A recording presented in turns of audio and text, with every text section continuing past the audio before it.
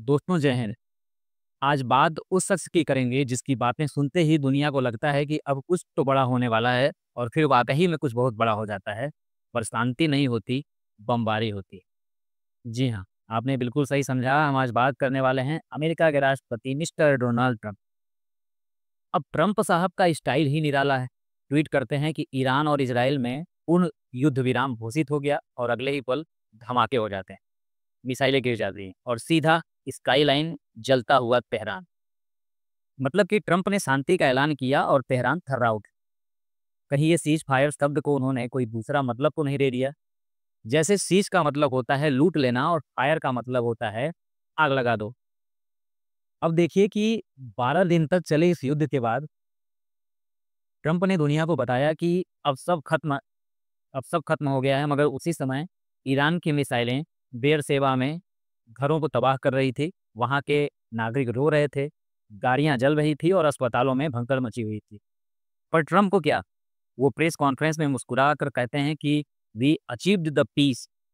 शायद उनकी शांति और हमारी शांति में किसी लैंग्वेज बैरियर है, किसी भाषा का अंतर।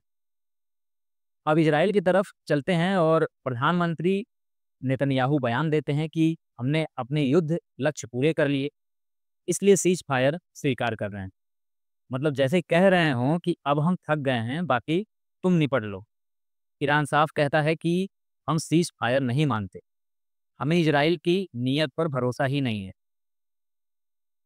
और जब आप इजराइल के डिफेंस एक्सपर्ट को सुनते हैं तो न्यूज़ चैनलों पर सीना ठोक कर बोलते हैं कि ये तो बस शुरुआत है, आगे और बड़े हमले होंगे। तो यकीन हो जाता है कि ईरान का शक बेवजह नहीं है। अब जरा सोचिए कि ट्रंप साहब ने शांति का ऐलान किया और उसी शाम ईरान कतर में अमेरिकी बेस पर मिसाइलें ठोक देता है। फिर इराक, बहरीन और कुवैत में मौजूद अमेरिकी बेस पर धमाके होते हैं। अब ये कौन सी शांति है भला, जो देशों में नहीं हो रही है बल्कि सोशल मीडिया पर हो रही। तेहरान के अंदर 950 से ज़्यादा लोग मारे गए, ये ईरान का दावा है। और उधर इजराइल कहता है कि हमारे यहाँ सिर्फ 24 मरे हैं। कोई तीसरी पार्टी कहती है कि ये आंकड़े भी बहुत गोलमाल हैं। गाजा में तो इजराइल ने किया था, वही अब बेरसेवा में हुआ है। घर खंडहर बन गए और लोग रो रहे हैं और इजराइल स्टेटलर्स अपने ही देश की सरकार को कोस रहे हैं। अब देखिए कि कतर की राजधानी दोहा में कतर एयरवेज ने जब एयर स्पेस फिर से खोलने का ऐलान किया तो लोगों ने राहत की सांस ली, क्योंकि इससे पहले 12 घंटे तक पूरा एयर स्पेस बंद था, हवाई जहाज उड़ नहीं पा रहे थे, तब कुछ ठप हो गया था।